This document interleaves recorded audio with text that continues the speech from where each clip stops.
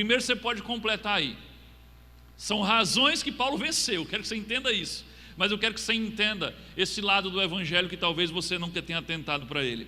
Primeiro, o Evangelho é uma mensagem ofensiva para o mundo.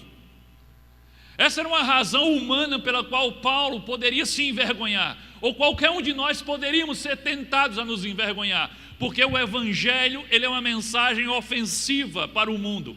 Não somente ofensiva, mas o Evangelho é uma mensagem absurda para o mundo. O Evangelho é a história de um homem, de um Deus que se encarnou, se fez carne, que o Espírito Santo gerou no ventre de uma mulher. Ele nasceu, ele viveu, ele foi crucificado, ressuscitou ao terceiro dia e se tornou o Salvador da humanidade. Meus amados, se não fosse pelo poder de Deus, essa história não saía de Jerusalém. Essa história é simplesmente um absurdo. Talvez você não parou para pensar nisso, mas o Evangelho é absurdo para o homem sem entendimento espiritual. Ele é ofensivo também para o homem sem entendimento espiritual. Por isso Paulo tinha razões para se envergonhar, mas ele disse: não me envergonho, porque é poder de Deus. Olha só o que Paulo diz aí em 1 Coríntios 1, 23 e 24. Olha só o que ele diz a respeito do Evangelho. 1 Coríntios 1, 23 e 24, ele diz assim: os judeus pedem sinais miraculosos, e os gregos procuram sabedoria. Nós, porém, pregamos a Cristo crucificado, o qual de fato é escândalo para os judeus e loucura para os gentios, mas para os que foram chamados, tanto judeus como gregos, Cristo é o poder de Deus e a sabedoria de Deus. Olha o que Paulo está dizendo aqui. Para os judeus, esse Cristo crucificado que nós pregamos é um escândalo, é uma blasfêmia. Imagina, Paulo chegar para um judeu, ou qualquer cristão chegar para um judeu e dizer: olha, Jesus, aquele carpinteiro nazareno que morreu crucificado, acusado de blasfêmia e de traição, ele é Deus encarnado. Isso era uma ofensa para o judeu, era uma blasfêmia para o judeu. O próprio Cristo foi crucificado, acusado de blasfêmia, porque dizia ser o Filho de Deus. E Paulo sabia que cada vez que ele abrisse a sua boca para falar de Cristo como Filho de Deus, como Verbo encarnado, ele sabia que seria ridicularizado pelos judeus e rejeitado por eles. Paulo está dizendo: o Cristo crucificado é escândalo para os judeus, mas ele também diz: é loucura para os gentios, para os gregos, para os romanos, para os homens que se diziam sábios. E assim, eles buscam nisso sabedoria, eles querem entender. Mas imagina os gregos na sua filosofia, na sua inteligência, e Paulo apresentando o Evangelho em que aquele carpinteiro que foi morto, crucificado, acusado de traição e de blasfêmia, tornou-se o único caminho que pode levar o homem a Deus. Isso não fazia o menor sentido para os gregos, para os gentios, para os romanos. Era loucura completa para a mente daqueles homens. Então entenda, Paulo tinha razões humanas sim para se envergonhar do Evangelho, mas ele não o fazia porque ele sabia que era poder de Deus. E por que ele sabia? Porque essa mensagem do Evangelho, se não fosse pelo poder de Deus, se não fosse a ação sobrenatural de Deus, o Evangelho não tinha saído de Jerusalém. Porque é algo tão absurdo a mensagem do Evangelho, que se não fosse sobrenatural e poder de Deus, ninguém se converteria a isso. Mas é tão sobrenatural que o próprio Paulo se converteu e era um matador de cristãos. Então Paulo sabia que não poderia se envergonhar, porque aquela mensagem, apesar de ofensiva, escandalosa e absurda para o homem normal, para o homem carnal, era poder de Deus para a salvação de todo aquele que cresce. Agora, isso não mudou nos nossos dias. É de fato, nos acostumamos a ouvir sobre Cristo, mas o Evangelho ele continua ofensivo para a cultura carnal e mundana dos dias de hoje também, assim como era para a cultura daquele tempo. Tem muita gente hoje que se envergonha do Evangelho porque foca nessas coisas, mas o Evangelho ele continua sendo um escândalo para o homem carnal. O Evangelho ele continua sendo uma mensagem absurda e ofensiva para a cultura de hoje também. Eu quero frisar alguns choques do Evangelho com alguns aspectos da cultura dos nossos dias. E o primeiro choque que eu quero frisar para você é esse daí: o relativismo versus o absolutismo. O absolutismo é do Evangelho, o Evangelho é absoluto. Mas nós vivemos numa comunidade, numa cultura de relativismo. Tudo é relativo. Verdade? Quem tem a verdade? Tudo é relativo nesse mundo de hoje. Tudo pode ser verdade. Eles dizem, isso é verdade para mim, mas pode não ser verdade para você. Isso é verdade hoje, mas amanhã isso pode não ser verdade. É relativo, completamente relativo. A questão é, o que é certo para mim pode não ser certo para você. É isso que o mundo hoje prega. Alguma coisa pode ser certo para você e não ser certo para mim. A verdade é que hoje em dia cada um pode criar a sua própria verdade. Esse é o relativismo que nós vivemos hoje. Verdade? Não. Essa é a minha verdade. Você pode ter a sua verdade. Algo é verdade para mim, mas para você pode não ser. Aí, no meio desse relativismo todo, onde não existe verdade absoluta, quem entra em cena? O Evangelho verdadeiro entra em cena com a postura rígida, inflexível, de verdades absolutas, imutáveis, inegociáveis. O Evangelho entra nessa cultura relativista e diz, existe verdade sim. O Evangelho não negocia as suas verdades. Ele diz, não, Jesus é uma verdade para um, mas não é uma verdade para outro. Não! O Evangelho entra e diz, existe verdade absoluta sim. O Evangelho entra em cena, chuta o balde do relativismo e diz, existe certo e existe errado. Existe verdade e existe mentira. Existe aquilo que é moral e existe aquilo que é imoral. Existe pecado. Essa palavra nem mais é usada nos dias de hoje. Pecado, não, maus hábitos, mau comportamento, pecado. O Evangelho entra e chama isso de pecado. E isso é extremamente ofensivo, inadequado para a cultura que nós vivemos hoje do relativismo. O Evangelho é a verdade absoluta de Deus. Não há flexibilidade, não há arranjos e não há concessões. É por isso que as pessoas odeiam essa verdade. Aqueles que não têm discernimento espiritual odeiam essa verdade, pois ela põe o dedo na cara do homem e expõe o pecado dele, o pecado que está na sua mente e no seu coração.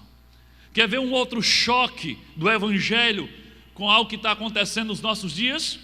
Um outro choque é esse daí: ecumenismo versus exclusivismo. Nós vivemos hoje numa cultura ecumenista, onde o grande mover da sociedade como um todo é que as religiões se unam, é que sejamos uma só grande religião, é que deixemos de lado as nossas diferenças religiosas.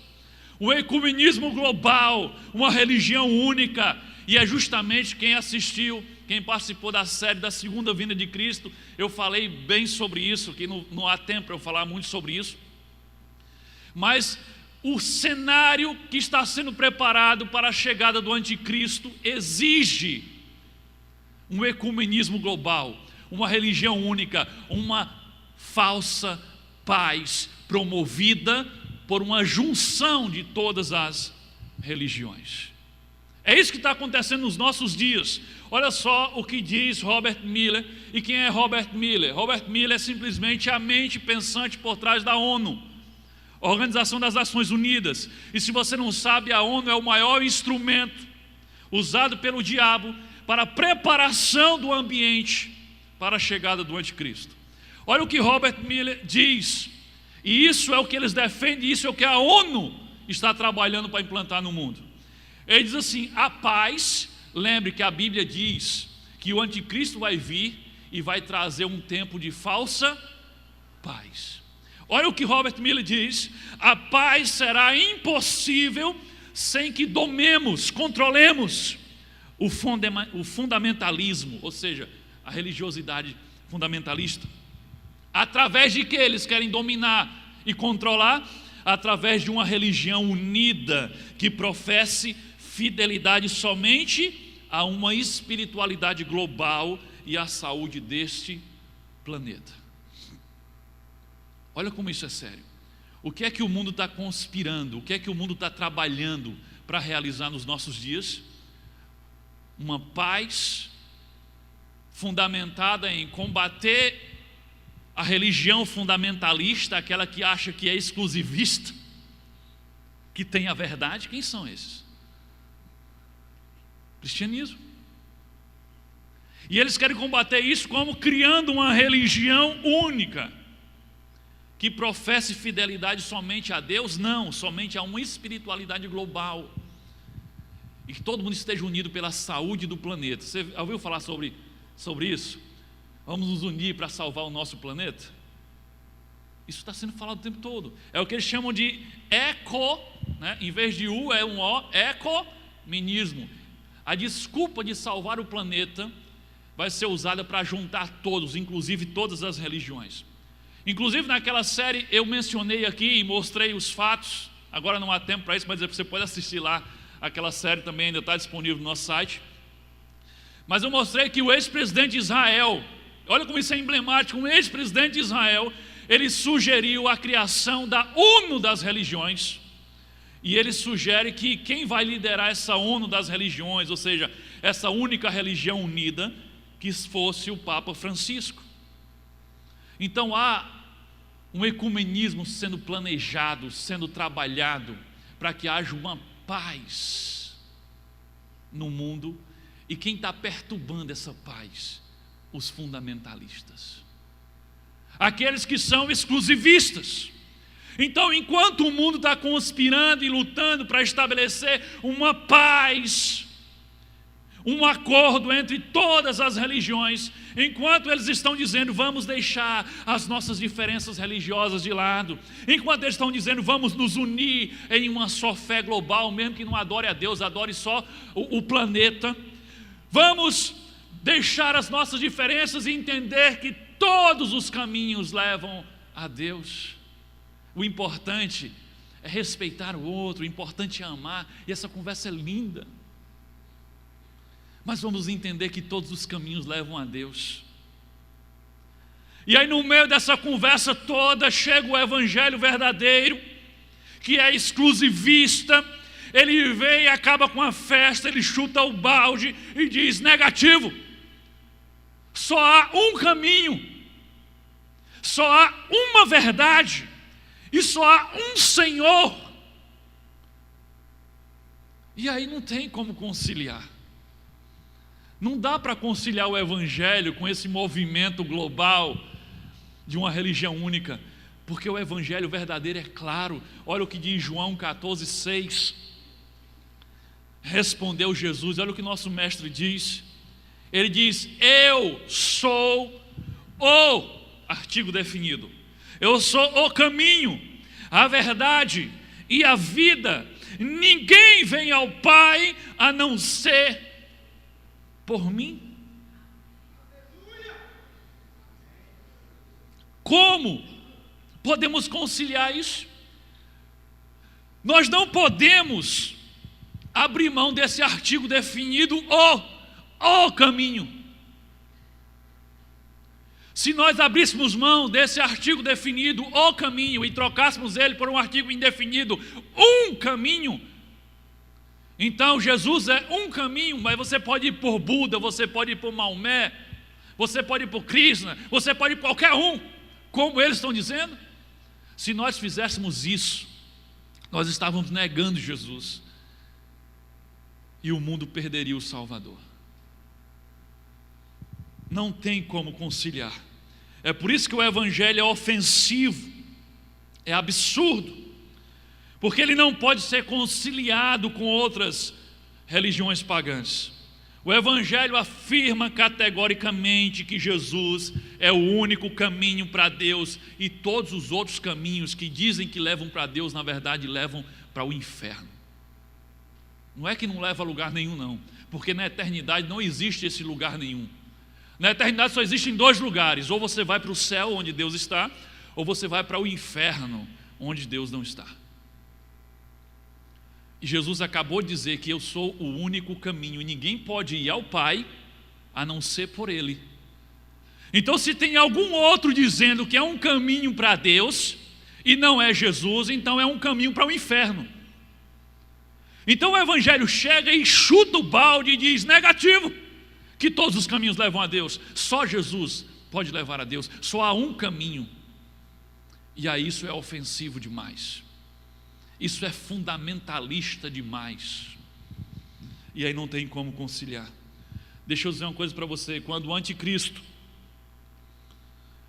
começar a reinar e começar a implantar a sua falsa paz e a sua religião única, aqueles que vivem e pregam o Evangelho verdadeiro serão acusados de arruaceiros, serão acusados de desagregadores, serão acusados de lutar contra a paz no mundo. Nós seremos odiados por todos e perseguidos por todos, como Jesus disse que nós seríamos.